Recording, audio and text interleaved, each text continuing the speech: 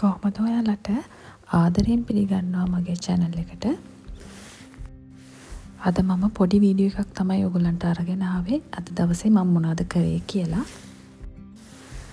මෙන්න මේ පහන අද මම හදාගත්තා. මේක ගොඩක් ධන වාසනාව ගෙන දෙන පහනක් කියලා ගොඩාක් channel වලින් මම දැක්කා.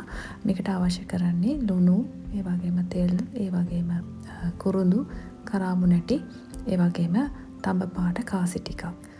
එතකොට තීරයකට මම දාගෙන තියෙන්නේ පුළුන් ටිකක්. ඔයගොල්ලන්ට මේක ලේසියෙන්ම හදා ගන්න පුළුවන්.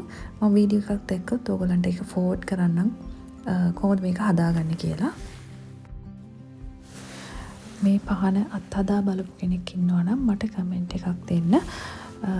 කොහොමද මේකේ ප්‍රතිඵල කියලා මටත් ආසයි දැනගන්න. මමත් ඔයගොල්ලොත් එක්ක ෂෙයා කරන්නම් මට ලැබිච්ච ප්‍රතිඵල මොනවද කියලා. අද මම පොඩ්ඩක් එළියට ගියා. ගිහින් එන ගමන් බිත්තර ටිකක් අරගෙන ආවා.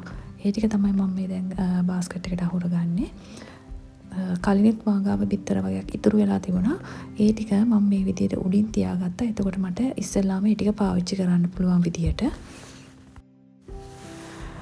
ඕගොල්ලෝ භාවිතා කරන මිරිස් 3-5 වගේ දේවල් වීදුරු භාජනවල තියාගන්න. ඒ වගේම ඒවා කල් තියාගන්නකොට උනත් වීදුරු භාජන පාවිච්චි කරනවා නම් ගොඩක් හොඳයි. ප්ලාස්ටික් භාජන ඒවා සෞඛ්‍යයට අහිතකර නිසා මම දැන් මේ මාගාව ගම්මිරිස් ඉවර වෙලා තිබුණා. මම සාමාන්‍ය පාවිච්චි කරන එක භාජනේ.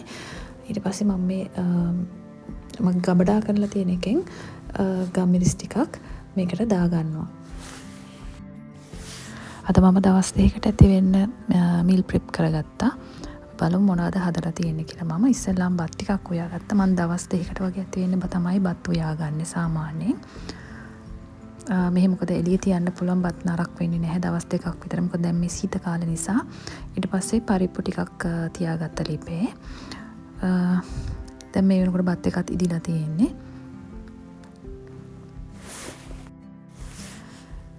ඉතුරු හොදි මාළු ටික යද ගන්න මම ලුණු අවමිරිස් මේ විදිහට කපාගෙන මේ වගේ පාචනයකට දාලා තියාගන්න. එතකොට ලේසි.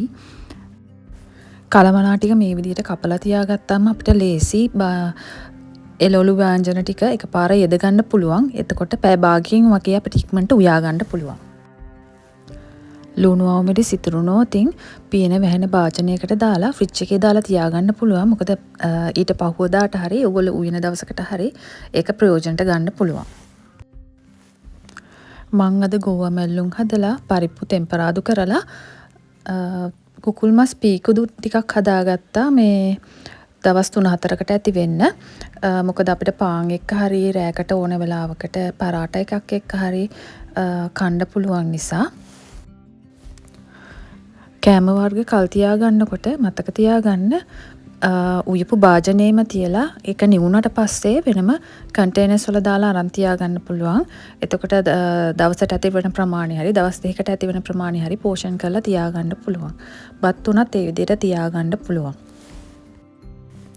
දැන් මම උයන්න ගත්ත භාජන ටිකත් මේ විදිහට හොදගත්තා. ඊට පස්සේ මම මේ විදිහට ඩ්‍රයි මැට් එකක් උඩින් තියලා ඒක වේලුණාට පස්සේ මම ආයේ කබඩ් වල දාගන්නවා. මගේ යාළුවන්ගෙන් මම ඉල්ලනවා සමාව වෙන්න කියලා. මොකද මගේ වීඩියෝස් ටිකක් පරක්කු වෙන නිසා ඉඩක් ලැබුණ හැම වෙලේම වීඩියෝ එකක් කරන්න බලාපොරොත්තු වෙමින් ඉන්නවා. ඒ වගේම මගේ channel එක subscribe කරලා නැත්නම් තාම subscribe කරන්න කියලාත් ඉල්ලනවා. subscribe කරන්න නැතුව බලන්න කෙනෙක් ඉන්නවා නම් ඒත් subscribe කරන්න කියලා ඉල්ලීමක් කරනවා. මින් ඉස්සරහටත් වීඩියෝස් අරගෙන එන්න මම පොරොන්දු වෙලා යනකම් මම ගිහින් එන්නම්. ඔබ සැමට සුබ දවසක්.